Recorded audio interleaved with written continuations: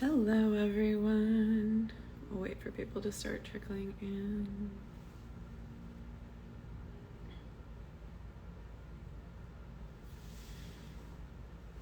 Hello, hello. Let's see. Hello, everyone. Oh, this is so fun. All right, now let's add. Wait, no, that's a filter. This is hilarious. Do I add? I have no requests. Oh, and then I see you, Judy. All right.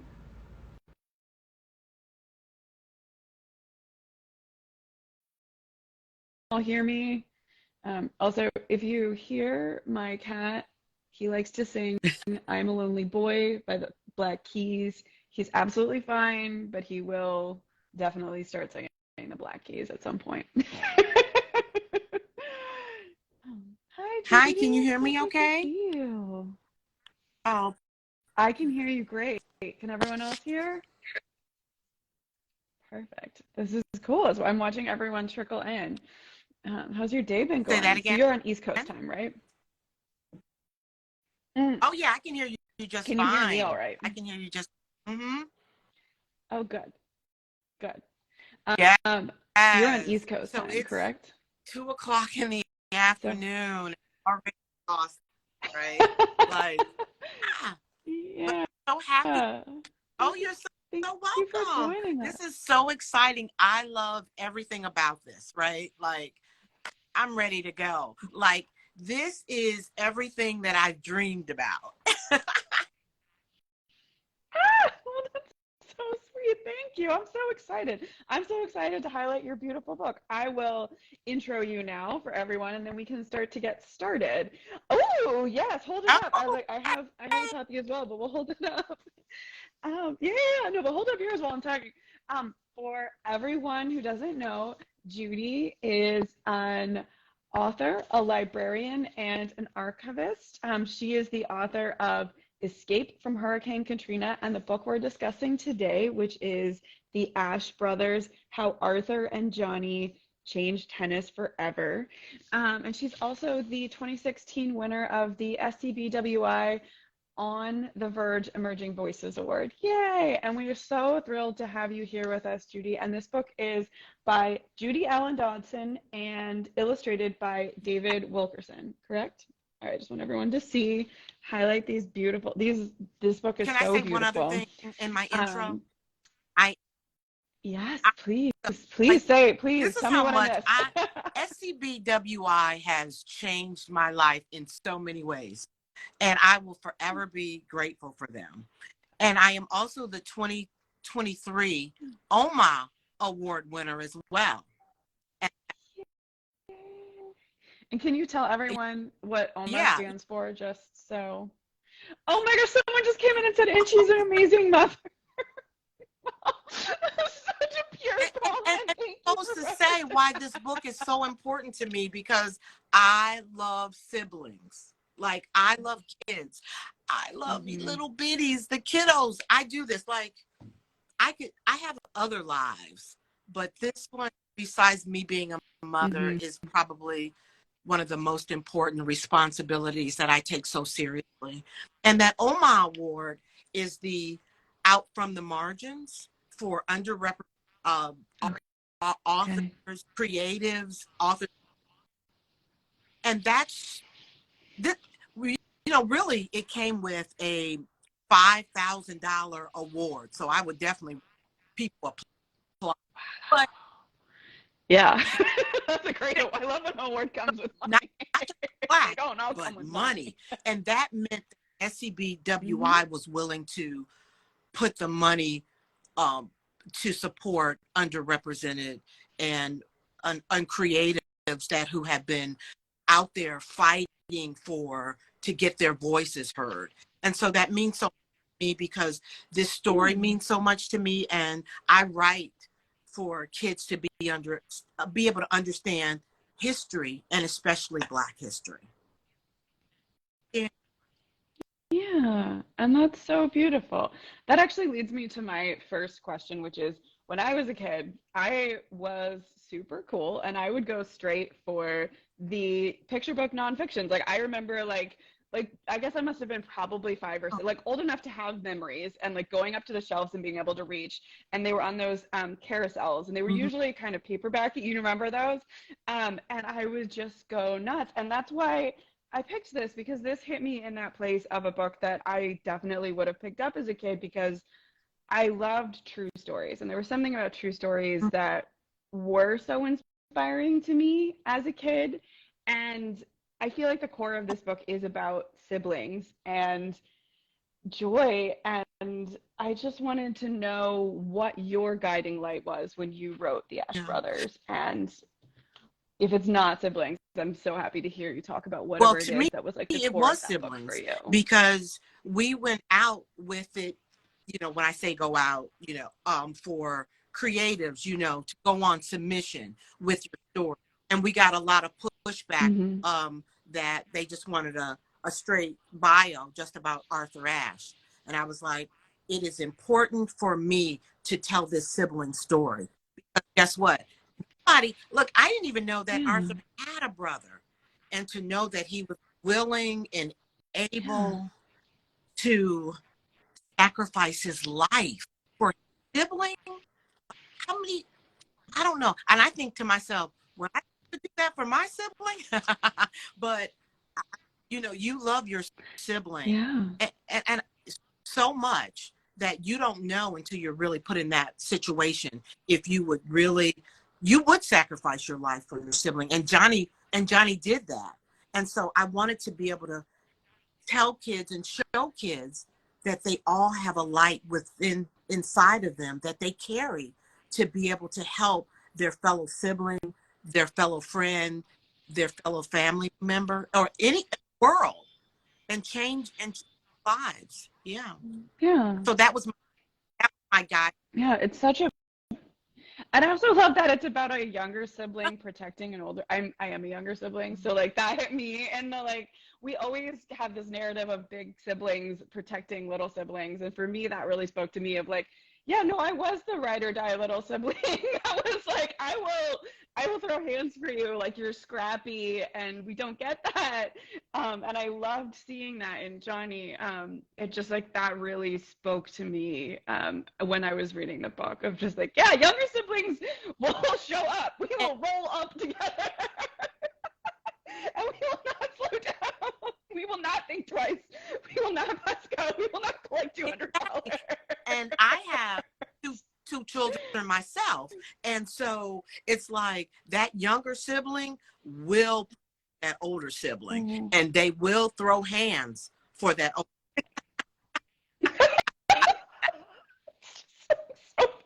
No, like as I was reading it, I was like, "Yep, this checks out. This is exactly the younger sibling that I am," which is like, "Who I gotta fight for you? I'm I'm a ready." middle child, so I go, both ways.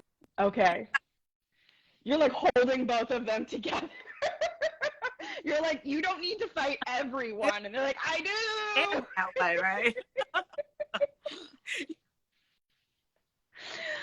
Oh, I love that. And that actually brings me, I'm gonna ask my question. I sent you some of my questions ahead of time, but that brings me to a question a little out of order because the Ashe Brothers deals with Jim Crow South, it deals with segregation, it deals with the Vietnam War. Like these are very heavy pieces of history. But this book is so resilient and so about to me like joy and buoyancy and a love of sports and a love of siblings and I was so impressed with the way that you gave us historical facts and you gave us you know Arthur's role in capital H history, right, and role in Black history and Black American history and also these heavy events, but it was still like I could imagine someone reading this out loud to a younger child. I could imagine, a 6-year-old being able to pick this up and to understand that without weighing them down and still having that thread of joy and that emotional connection. And how did you balance all of those things? Because I feel like that's a lot. I feel like people see a picture book and they don't think about all of these crap things that you're like, you're balancing history, you're balancing narrative. Yeah. So I just would love to hear you speak more on that. Well, like I can speak to it from several vantage points, like, but I would like to do it from a mother's standpoint, right? Because Yeah. we mothers, caregivers, educators, we so much knowledge that we have to give it to our kids at appropriate time. And Yeah. I know we're all, you know, the caregivers and the parents now are fighting against the media because the kids are bombarded with so much information, whether that be negative or positive or just information, like information overload. And so I had, and I went back in my repertoire of me having those younger children to be able to say, I want to give them hope. I want to spread around this joy of love of sibling, love of history, love of for each other, and love for themselves. So I had to give hope first and then sprinkle in those tough subjects, right? So it's like you're cooking. You got this big I you love got this this. pot. I'm a cook. I love this. I'm with you. So you're sprinkling in because you don't want to give them too much, but the big pot is a big pot of hope. You know, we want to be realistic, but we just sprinkle in, we test it, we sprinkle in a little bit more, we taste it, we test it out, and then we see the balance. I had to show Arthur being discriminated against. I had to say where they live. I had to say Yeah. on. But the over through line Some of was these right. and yeah, I think it is telling that they're never like they're often together on a page and you feel that so they don't seem alone even in these heavy moments of history, right? And then you get these spreads of joy. I love this. I love this spread. It's so beautiful. Yeah. Yes. And that was one thing that I wanted. I never wanted them to be separate on a page. I needed them to be together, even when they were separated from distance. Because Arthur went in California and Johnny Virginia. Arthur led off to war. This is a great page of that. Yeah. Vietnam War. I wanted kids to be able to see that yes, your sibling is away, but you're still close. You're still connected. How far your sibling ever goes away. I just needed them to be able to say, I never feel alone, even when I am, by myself. Yeah, even when the path is mine to walk, I'm not alone. Yeah. I'm like, I'm gonna cry again. I think about this page. This is a slight spoiler, but I think it's really beautiful where you're like, this is like a page about war. It still has all of those bright colors, and it's about like the moment when Johnny sacrifices for Arthur, so Arthur doesn't have to go to war. And like I hit that page and I was just like bawling because there was such an emotional connection through the story that I was rooting for the ways in which these two young boys who grew into young men who grew into men were standing up for each other and were bound together in this really beautiful way that I loved, while also teaching me something about history that I didn't know, right? I had never heard of either Arthur or Johnny. And the fact that Johnny didn't tell Arthur for 20 years was like, and then I was like reading your acknowledgments and crying again. I was like, how dare you? How dare you make me cry about this? Like 3 times in a picture book. It's just I just came out here for a good time. For history, and now I'm bald. But that's what happened to me. Like I'm watching. I'm a tennis fan, and I'm a sports. I'm a lover of history. All those things in a combination are like it's my sweet spot, right? So I'm watching ESPN 30 for 30. Anybody who knows his history about sports on ESPN, and I'm watching this, and I'm saying, who is this guy? Who is this man talking about Arthur? and this Yeah. glow is just surrounding. And Oh this was in 2015. And I my thought, God. who? Right. And even in 2015, he feels this love for his brother. Now, Arthur died in 1993. Yeah, I saw that. And Johnny is still alive. And so Yeah. for him to still feel that compassion, that love and support for his brother, and to tell the story now and talk about it is just phenomenal. But Johnny feels like he was just doing something that he was raised to do. That's how they were raised, right? Mm-hmm. They were Mm-hmm. raised because they had to have that village in because of segregation. They couldn't. Yeah. Yeah, you know, it was so close knit and so tight. Everyone knew each other. Everyone loved each other. Everyone supported each other. Like the community supported Arthur, and Johnny supported, and the father and coaches, you know, to get Arthur where he wanted. But that main person that was always there, and that the main person that sacrificed their life for Arthur was Johnny. And I Yeah. wanted kids. I needed. It was so ingrained in me after I saw Johnny on 30 for 30 and how much he loved his brother. I thought the Yeah. kids have to be able to feel that. And if you felt that, I, Oh, I did. Yeah.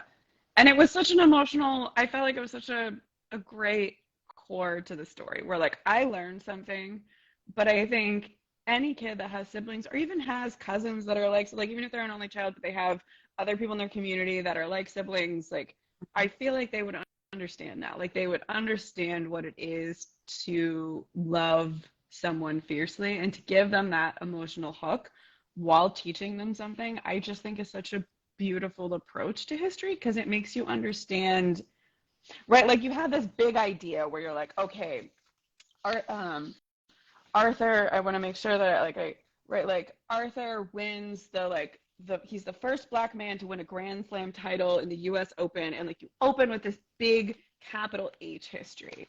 But I think we all know what it is to be a sibling, and we think about people who've achieved these firsts mm-hmm. almost as superhuman or um, sort of idolize them in a way that I think we forget that they were people. And I think there's something about that sibling relationship that brings these two, and especially Arthur as a figure, back down to earth in a great way, in a really beautiful way. Where you're like, this was a person who was able to do this because of the other people around him and the other people who, and it sounds like, and Johnny didn't just, sign up for that extra tour to protect Arthur, but he's still protecting that legacy. Like he's still out on 30 for 30. He's still making sure that Arthur's legacy isn't forgotten. And that takes a lot of work and that takes a lot of effort. And I think that's what was so great about this story is that it's so human and it can be so easy when you're talking about heroes, I think, to put them on a pedestal. And this shows all of the sacrifices they made while also reminding you of how human they are. And So that's just very cool. Yeah, no, go ahead. It's like, I'm I just love that. right on point with how and why I wanted to continue to tell the story of Arthur and Johnny for several reasons, but I just wanted to give and leave the legacy for children without preaching to Yeah, them because yeah. they can be so bombarded with information and you have to do this. You have to do this. You're supposed to treat your sibling with kindness and love and respect. Like, yeah, right. Why do I have to do that? Okay, but they stole my French fries, so I'm feeling a little fussy about that right now. And they hit me, Feeling a little fussy. and, and we were playing, video games and they were winning and we got in a fight, or something like that. But what this does is it shows them how they care for each other and how Mm, they support and no. they and gives them, I hope it gives them pause to say, wow, I would do that for my sibling. I may not like them today, but I love them. But I love them forever. Don't always like you, but I love you deeply. Sometimes you're the person I want to throw hands at, but someone comes at you. I'm number two. I'm right behind you. Sometimes I'm right in front of you, honestly. Yeah, exactly. Those same feelings. Right. So I wanted them to be able to, to be able to have that to carry with them always. And also too, you know, it meant a lot for me that Arthur had a platform once he won the US Open. He wasn't just somebody who was just about tennis. He was more than tennis. And I wanted to help him carry on that legacy, help Johnny, help the ASHE family carry that legacy of tennis, of Black joy, and support and love for her, because we don't often see, you know, we have been lately a lot of Black joy, but it's always been there. This is 1968.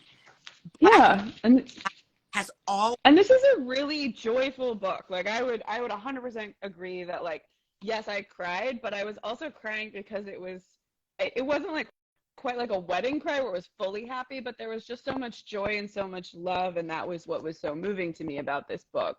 Is just that joy and the resilience of joy and the joy of community, and you know, celebrating where you came from and knowing what that means while also not letting that.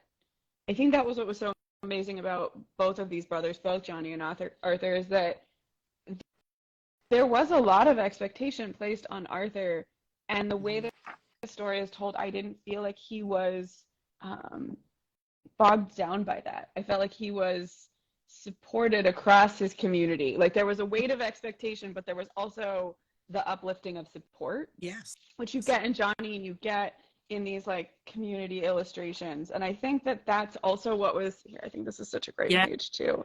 It's so dynamic, right? Like they don't seem alone in these moments. And I think that was what was so moving to me is how much it takes a whole community to get one person across the line. Yeah. Oh yeah, exactly. All the background. I love that. It really does. I don't know if you can sound like I'm Missy. It's just so beautiful. Yeah, Black Boy Joy. And I just give the audience is.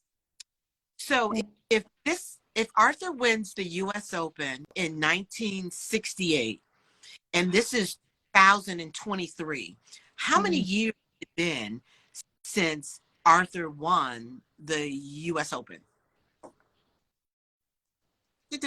Okay, ding, ding, ding. I was like, oh no, I didn't know I was getting a math pub quiz. I was talking about books.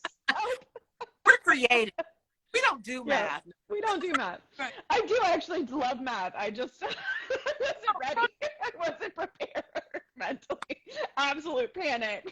I had like math anxiety. So I was like, she's failing the pub quiz. Can I do my answers? Do I get a scratch sheet of paper? Hold on. We have 55 in the yeah. Wow. I love you. Okay, so 55 years since Arthur has won the US Open, being the first Black man to win the US. So let me give you a little bit of history, and I will probably cry at the point. Oh, it's fine. I'll probably cry too. I'm a sympathetic crier. This is gonna get me. Criers. I'm a crier. Oh. I'm a big crier. Okay. Yeah. So Arthur was the first Black man to win the US Open in 1968. It's been 55 years since a Black man has won the US Open. And Arthur was the first and the only. And to me, that, I don't know, it just makes me sad, and Arthur would not be happy. He did not want to. He knew he was the first, and that was going to open the doors for color, you know, Black people. Like we know what Serena and Venus and these upcoming Coco Gauff and all these upcoming, you know, Black American tennis players have done. And Tiafoe, Francis Tiafoe, he went, you know, he's been on a good run to try to break Arthur Ashe's record of being the you know, the only Black man the only. But yeah, was fine with the first, but he would not be fine with being the only. And it's been I think 50. Anyone wants to be the only. I mean, right? Like, you don't, right? So that makes me emotional. So the reason why this book is so important is because I want to help Arthur not be the only one, not be the only Black man to win the US Open, not be the only Black American man to win the Australian Wimbledon, right? So that to me, my goal is to be able to get young Black boys and kids but to get them out there on the tennis court and break Arthur's record, you know, break that record. You know, we don't want to go another 5 years with Arthur being the only Black man to win the US Open. No. It's coming though. I feel it, but I just, you know, we were hoping that it would be sooner. Yeah, I mean, that's absolutely fair. And I can understand 55 years is a long time to wait between someone being the first and someone being the only. Yeah, only is very different. And I think that is why I love that this is about the brothers too, because it's really hard to be the first too. Like I always think about how unfair of an ask it is to be the first. I mean, I know it's big and we should celebrate that. I also just think it's so much to ask, and it's so much to ask of a young kid, and it's such a again, that weight of being the first. So I can understand why you would fight for that not to be the only. Yeah. But that actually also leads me to you're a big tennis fan and player. Yes. And in your afterward, you talk about how you grew up watching tapes of Arthur Ashe. Was that kind of your foundational knowledge before you saw that 30 under? Like, how much did you know about like Arthur Ashe versus like what research did you do from a history perspective to get this story to where it is? Yeah. So it took a lot to get the story to, you know, almost 10 years. And that's what I want to tell other on I love this. It doesn't happen overnight. Sometimes if you're lucky, it could, but I'm telling you, the digging, the uncovering, the research is gonna be something that you're gonna have to comb through and go to, you know, primary sources and go to multiple sources. Primary is great. Secondary is okay too, but you gotta compare, you have to organize, you have to stay consistent and source your materials where you found it. That's why I say stay organized. But it took me from the time that I saw in 2015, Johnny on 30 for 30, until 2023 when my book comes out. But everywhere in between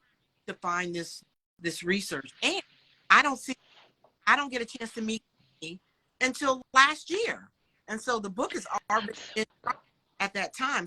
So I'm just like, oh my gosh, I love you so much. I hope I did okay. I was like really fangirling. And then I was so nervous. I didn't think I would be that nervous to meet him. And my son went, when we went to Virginia, the Museum of Fine Arts, and I was like, oh my goodness, here comes Johnny. And I always tell my kids, get up there, be bold, and show them. You had little anime stars in your hearts in your eyes. You couldn't. And so I have someone that just lays us out and clean out. Yep. My son calls me out. He's like, I said, I can't go meet him. I'm just too nervous. He was like, go up there, be bold, show him what you're working on me. I was like, ah. So yeah, they throw that back on you, right? Which is good. Yeah, he gave you that strength that you needed. Yeah, again, family is bolstering your courage and like, yeah, but I'm not gonna let you give up. This is someone that's really important to you. Yeah. Yes. So I just feel like I wanted, whenever, let me know. I have a few spreads in the book that are my favorite. And if I I open it up, I'm gonna cry. I'm gonna cry right What's some of your favorites are? You have to tell me now. Like I'm gonna. now. Favorite. Okay, let me start with this one because I think it's so cute. It's them being, it's like the cover, but it's not the cover. It's like them being younger. Oh yeah, Younger. these are great. Yeah, it's young. Oh, here it is. It's them. Here's my favorite. This is them. This is the cover, Thank but they're young you. because Arthur is much, younger. He's got that baby. They both have a baby Yeah, face. younger, Johnny's and like their a head shorter than him. cover. Hmm. Arthur is Yeah. older, but Yeah. here's my favorite spread. But this is Hmm. mine. And so let me just give you a little feedback, of this one. Mm. So this one says a lot. Okay, let me Yeah, I love this. That page felt really cinematic to me, honestly. Yeah, pull it back. like Yeah, because, watching him cheer his brother on. Yeah. yeah, let me see why this is my favorite spread. Because all four of them are on the page together. So this is Arthur winning 1968. This is his father. You can go and Google this page. I mean, Yeah. this photo. And this is Johnny. This is Johnny watching on Arthur win the U.S. on TV. He's in North Carolina. In, Hmm. but this is the part where this meant so much to me. And Capstone and David Wilkerson was able I to was make. gonna say. Yeah. Uh-huh. I just someone was asking. It's David Wilkerson is Uh-huh. the illustrator. Yeah, Yeah. this is the picture of their mom. So Oh, all four are on the same spread together. that's beautiful. I love that. What was I, it like working with an illustrator to bring the vision to because it's both of your visions together and things it, like that. And like I'd love to hear more about that. As someone who, only writes YA, like getting to work with an illustrator sounds really fun and collaborative to me. yeah. So it was definitely a challenge because on my end, because getting the story ready for the illustrator, it's almost like you're giving your baby this beautiful, Your perfect child. yeah, perfect child. Oh, wah, wah, wah. And then you hand it over to somebody and you're taking your hands away and you're like, Mm-hmm. okay, and you're Are they gonna peeking. drop my baby though? Are you trustable with a baby? Are you good with one? I know. Because How some can people are good with kids, but maybe not babies, and I have a lot of questions. exactly right? So can I talk to you about my baby? Yeah. Baby? Can I see what so but it's a lot of collaboration. I can Yeah. tell you that there was a lot of collaboration. And when I say David came through at Oh, the end, sorry. Yeah. I didn't know if we were going to make the, because we had to go to print at some point.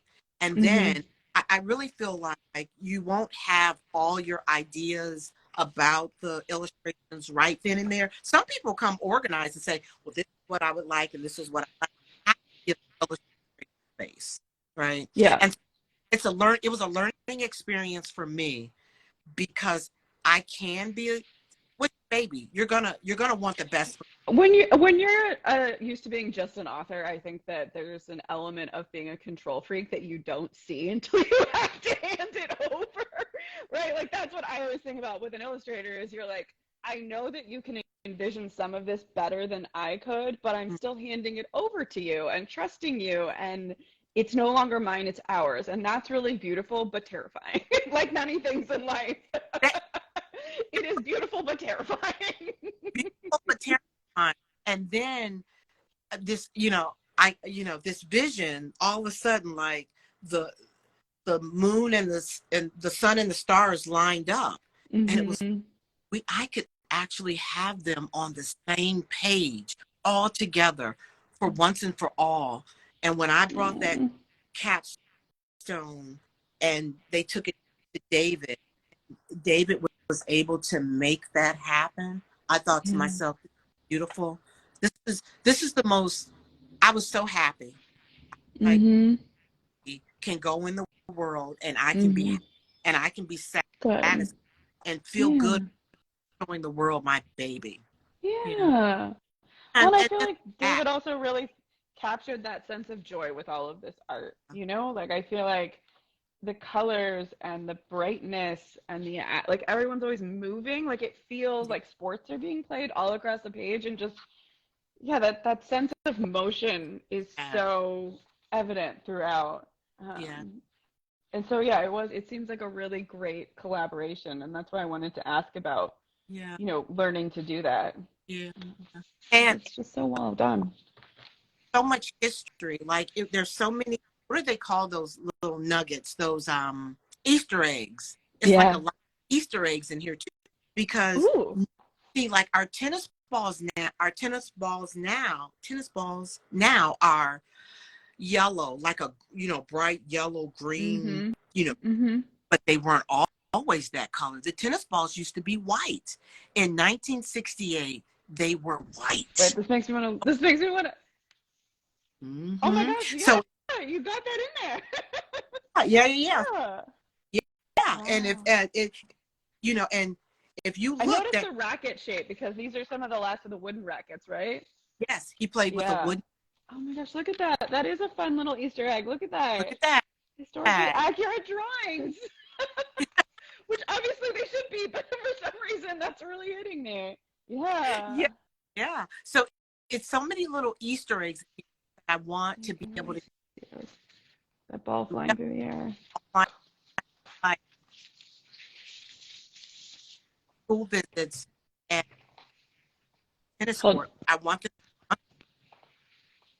them to be able to feel the texture of the ball. I want them to be able to know the difference what a wood racket Arthur played.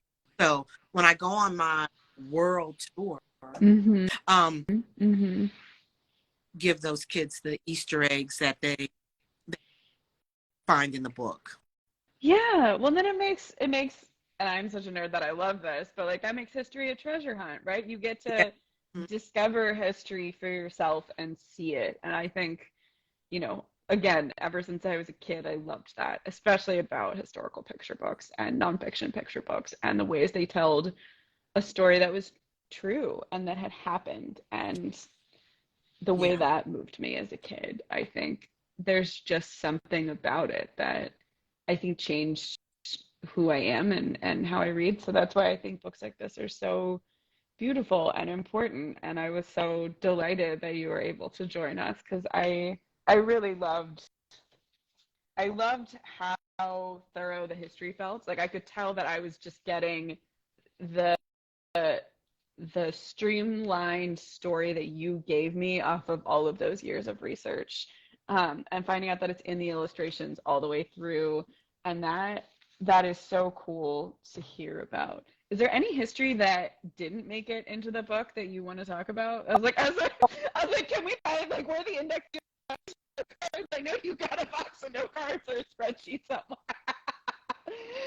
I'm a trained art historian. I'm just gonna pop the can of worms and ask. and and that's the part about writing, you know, 750 Yeah. words, and that's a lot of days, right? Like they want picture books that are 500 words, Mm-hmm. and we know it. It didn't feel like a long picture book, by the way, like either. Like for it being that long, I'm surprised. I would have thought it was in the like I know, yeah. So you got very well and done so there. and so my editor Allison Deering is like, it's too many words, cut it down. No. I'm scarred for Sure. life because I just have so much that I wanted to be able to put in the book. Like you asked what was some things that were left out. It was a lot of Johnny's history that was left out. Right. I be able to tell the story of Johnny. Maybe I need a separate picture book for Johnny. You need a second book, right? Yeah. Tell you how amazing. See, we say, "Oh, look at Arthur, how great he was," but Johnny was great in his own right. Like Johnny got a chance Mhm. to go to desegregated schools. They're Yeah. 5 years apart, and Johnny being the younger brother, and Johnny gets to play all the sports. He gets to play football, run track, tennis, Wow. and even This is knew. a whole book. Absolutely. Yeah. And nobody even knew that he was an Olympic swimmer. Like he could have gone to the I'm Olympics. sorry, what? What? Yes. See, that's the Like the part that emoji of their brain exploding. Yeah, like everyone's in here is having hearts. We're just like, what? yes. Yeah. Johnny is fabulous, amazing, Yeah. like this super human in his own right. But Mm-hmm. he goes off because at that time, in 1967, 1966, when he joins, Johnny's a Marine. And when he Mm-hmm. joins, he wants to be able to pick, because they're drafting at that time. You Oh either go yeah. to, the Vietnam War, and it's Mm-hmm. rage at that time. So Oh yeah. they need more and more bodies, right, to go. Mm-hmm. And Johnny says, you know what? I'm going to do better than that. I'm going to choose the military branch that I want to go into, because his uncle's the military. So they have a military as well. And Mm-hmm. and he goes off and he's wounded a couple of times, but nobody knows. And Johnny has been so low key with his greatness Yeah. that I would love to be able to go on a speaking tour with Johnny at some point. Maybe he will do that with me. Maybe I'll ask him to, at least go on a couple, places Yeah. with me, just to be a story. Yeah. Not just to let Arthur out, but just to tell us who he is. Yeah, Yeah. he spent so much time shining a light on others. He definitely deserves a little. He probably Yeah. doesn't want it, but he definitely deserves a little light shined on himself too. For he seems like such Mm-hmm. you really captured that resiliency, and still I was surprised. An Olympic level swimmer is absolutely bonkers. Like, I'm sorry. So, my favorite quote from Arthur Ashe. Hmm. So my favorite quote from Arthur Ashe is, start where you are, Hmm. use what you have, do what you can. I love And that. with that being said, Johnny did all of that. He started where Hmm. he was in the military. He knew that he could support his brother by serving a tour, by doing a tour, so Yeah. Arthur wouldn't have to. He used what he had, and that was his love for his brother. He he, he did what he could do, and that was to be able to give us and Arthur the gift of winning the U.S. Open by serving that second tour, and not even telling his brother. So Yeah. I just to tell everyone, not just the kiddos, but I think the kiddos need it. But we've been through a lot these past couple of years since 2020. And so I just want everyone to know that we all have a light inside of us that we can, and to be Yeah. able to share that. And sometimes we could get so caught up in our own selfness that Hmm. about others. But I think when we think of others, it brings us joy, and it takes a lot of that burden off of us to be perfect, or to do, to be selfish.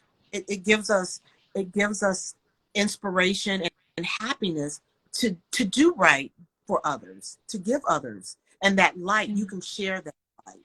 And I want to be able to, like, if a kid has the knowledge of being really good at math, and your classmate is struggling with fractions, for example, and you can, raise your hand and tell your teacher, can I help, Yeah. Susie or Jonathan over there, and be able to share Hmm. my, and who knows, that could give them the inspiration that they have to be able to go on and be great in life in the future. Well, yeah, there's something really powerful about using your gifts to help someone else and not using your gifts just to be the biggest shining light. And I think the way you captured that, for me, was so moving, right? Like the fact that Johnny, when he signed up for that second tour, because to me, what that hit, and I might cry thinking about this, but like, you know what what it is to train for a sport when he says that, right? Like he knows what it is to have training disrupted. And I was also an athlete and like have been injured a couple times, and like even just a pure injury that kind of takes you out and takes you time to ramp back up and to get back to peak fitness and the rhythm of that. And the fact that he said, I don't want his training interrupted. I don't want, even if he comes back, you know, whole from the war, the idea that it won't affect his mental game, the idea that it won't change who he is, and the world deserves him as he is without going to war is such a beautiful, protective understanding of the ways in which a situation can shape people, and having this moment of agency over what, especially in a period in history where getting drafted felt so all-encompassing and at the same time so random and unfair, right? Like all of these things, and to say you have agency in this moment that I think a lot of people felt was bigger than them. I think that's why it felt so big to me, because it was like, I can do something and I can take an action, and I can take an action out of love in the time where, you know, there's a lot of hate, there's a lot of conflict, and I can shield someone. It's just I know. so beautiful. I know. I just thought I told you I'm like, I'm trying not to cry, but like it's so moving, and that's so powerful to me. Yes. And I think that's why when I saw that spread of him in war and he's just standing there, and I just thought, like, you're doing that to shield someone. You're doing that out of love to protect someone from this thing that is really awful. And I think that's where I was so amazed at that, the heaviness of that, but also the joy and love baked into that, and the resilience baked into that. Resilience. Can I read a little bit from the... Yes, please. I forgot to ask. I was like, is there a part you want to read from? I got so excited about history and illustration. I know. And so I'm just going to read a few pages. If that's okay. Please. I love to hear authors read their work. Thank you. So I'll start, at the beginning. So it starts off, bam. The ball sailed over the net. Fans jumped to their feet and gave a standing ovation. Arthur done it.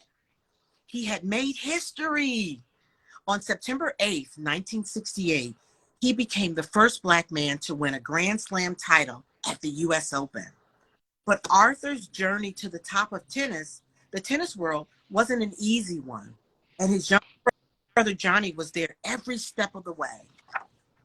20 when born, Jim Crow laws kept Black and white people separated. Arthur and Johnny grew up surrounded by colored only and white only signs on water fountains, restrooms, and tennis courts. And in 1950, when Arthur was 6 and Johnny was only 1, their mother died. Maddie was her name. In his sadness, Arthur turned quiet and shy. But when he stood on the court with a racket and a tennis ball in his hand, he felt at home. Most whites only.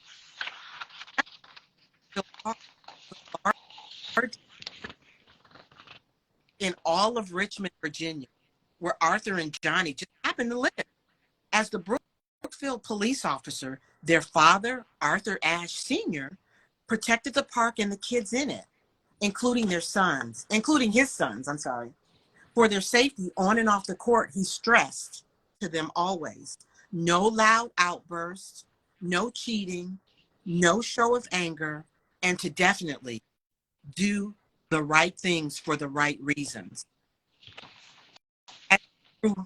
Arthur became very good at he zipped around the court, laser focused, ready for each shot coming his way. When he threw the ball high in the air, wham! It zoomed like a rocket over the net. But Johnny was a rocket launcher too. He became Arthur's built-in partner and biggest fan. And when Johnny served the ball, whack! It shot through the air like lightning. And no matter the outcome, Arthur and John walked off the court the same way they entered, as brothers and best friends. Aww. So I'll stop there. Oh, I love that. Yeah. Also, great use of sounds throughout. The whacks and the mams and the slams were very fun. They were very fun, and I can see they'd be very fun to read out loud too. I love any onomatopoeic moments in a picture book. I love that, but I just wanted to be able to show that you can have a competition, and I'm sure that they were probably, competitive because they're both Sure. athletes, but they Yeah. were as brothers, and they walked off the court as brothers and best friends. So that relationship, I don't show that because I don't know that. I didn't know that part, and it was never written anywhere where I could find that part. And I hadn't talked to John when by the time the book had was going to print, but I needed it to be very tight. As creatives, we know it's a lot left out. So you got to tighten it up, and you have to have a through line. And I wanted that through line to be able to show that they were very supportive of each other. And also, too, in the book, it shows, it doesn't quite get to this point. It shows Johnny supporting Arthur a lot, but what it doesn't show, and you asked me earlier what parts I had left out, it was a lot of what how Arthur supported, because Johnny's spirits up when Johnny was at war, because he called him as often as he could when he was off the court, when he was at school, when he was at battle, in war. And so other part left out of the book, which I mentioned, but I don't necessarily know if it's really, but Arthur was in the military too. He was in the Army.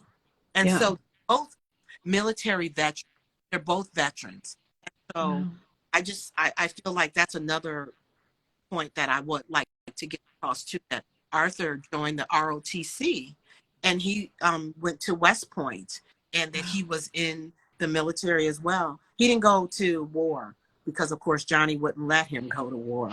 He wanted to shield him from that, but that Arthur and Johnny both are military veterans. Yeah.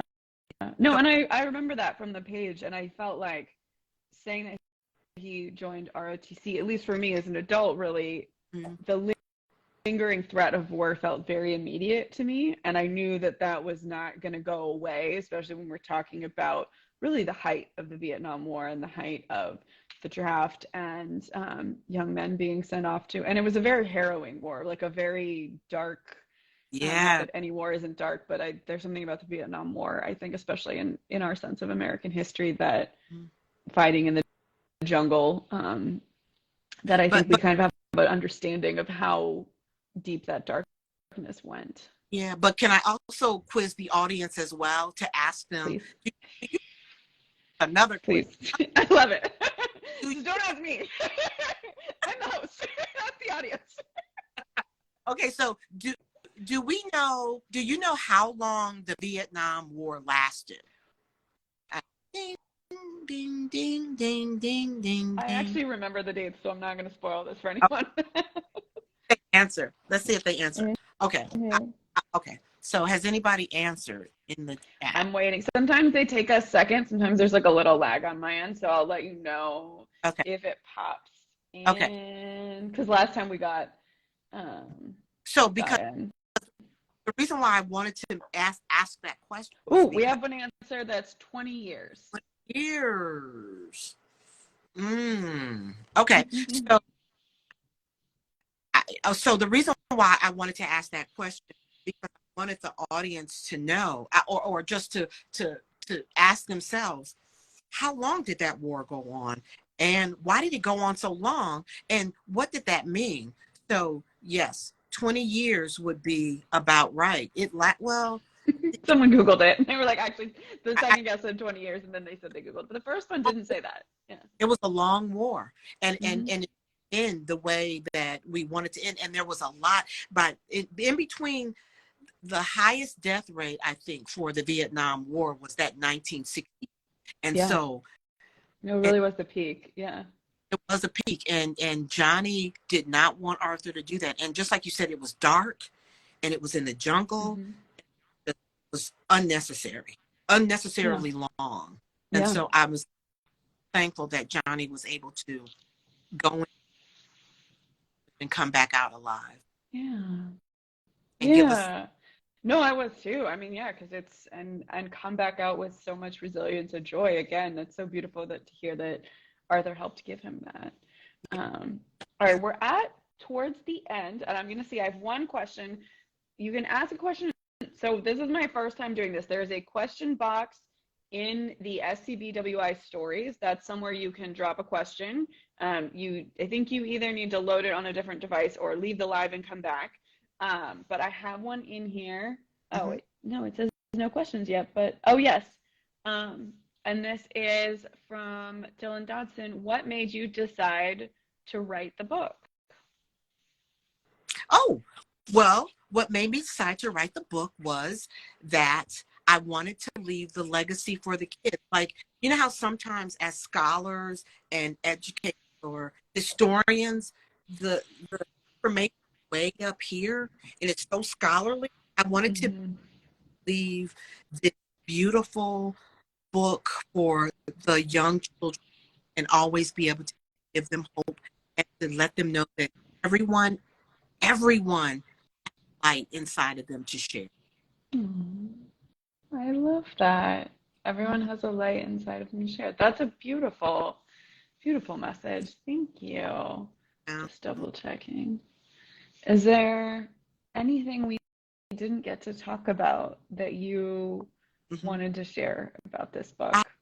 I want, even if I don't get a chance to come to your school or to your area or your library, but I'm always available. So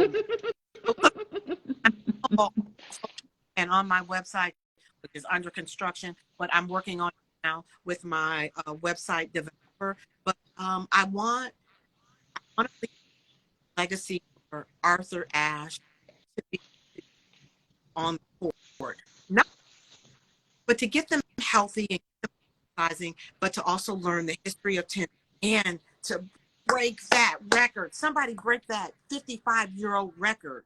So that's what Yeah. I want to share with everyone here today. Get your kids out there healthy and get them on the court. Let them learn about tennis, and in the process, teach them about Arthur and Johnny and their story. And also that history goes that far back, right? Like I think that's what's so great to me is that this legacy is long. And I think one of the beautiful things about Black history and getting to talk about it is that we can see how long that lineage actually is, and we're not sort of curtailing that or having that selective memory and like acting like it wasn't there. So I think that that's beautiful. Yeah. Um, I, oh, here's one from Capstone. mhm. Is if there's time, how do you think being a tennis player impacted writing this book? And then it's from Oh, Char. very good. Yeah, I know. I was like, that's a great question. So I am a tennis player. And Mhm. so what helped me know the rhythm? It was every story has a rhythm. And I want other Yeah. creators that. Like if it was soccer, that's a different rhythm. It's tennis. Oh I yeah. know what the feel is of the Yeah. ball, the ball, whack, wham, Mhm. rhythm, Mhm. forth, the running from side to side, the drop shots. I knew the terms. I could feel that rhythm. And it also Yeah. helps the editor too. But so thanks to Allison Deering and to my agent, and the Capstone and to David Wilkerson for all your support and love and help and getting this book out there because it means so much to get this out to young readers. Yeah.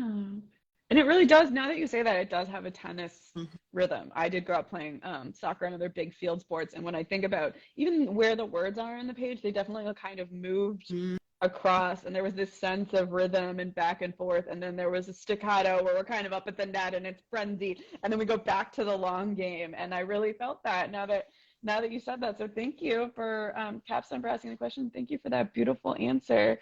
As a reminder to everyone, the ASHE brothers, How Arthur and Johnny Changed Tennis Forever.